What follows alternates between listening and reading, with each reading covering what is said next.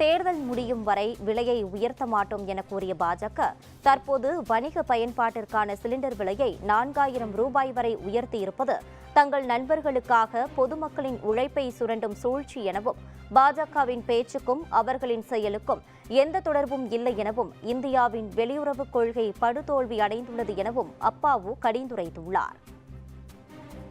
பேச்சுக்கும் செயலுக்கும் எந்த சம்பந்தமும் கிடையாது. இந்த தேர்தல் முடியது வரை நம்முடைய சிலிண்டர் விலை, எல்பிஜி கேஸ் விலை கூட்ட மாட்டேன்னாங்க, வணிக சிலிண்டர் விலை கூட்ட மாட்டேன்னு சொன்னாங்க, பெட்ரோல் டீசல் விலை கூட்டப்பட மாட்டேன்னு சொன்னாங்க.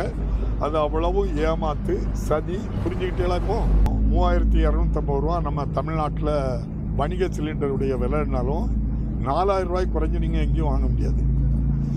4000 ரூபாய்க்கும் கொடுக்குறது யார் அப்படின்னு சொன்னால் பாரதிய ஜனதா கட்சி சார்பாட்டு அந்த இயக்கத்தை சேர்ந்த நண்பர்கள் வச்சிருக்கக்கூடிய கேஸ் சிலிண்டர் மட்டும்தான் அவங்களுக்கு சப்ளையும் இருக்கும், 4000 ரூபாய்க்கு விற்கவும் செய்வாங்க. அப்போ 2000 ரூபாய்க்கு விற்கும்போது 2000 ரூபாய் கூடுதலாட்டு வணிக சிலிண்டர் விற்றுக்கொண்டே இருக்கின்றார்கள். இந்தியா முழுவதும் கொள்ளை அடித்து கொண்டே இருக்கின்றார்கள்.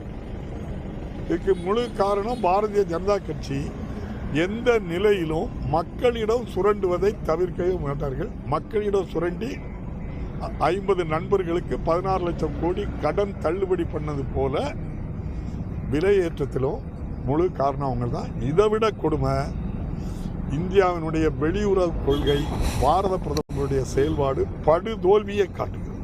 படுதோல்வி பாரத பிரதமரும் வெளியுறவு கொள்கை.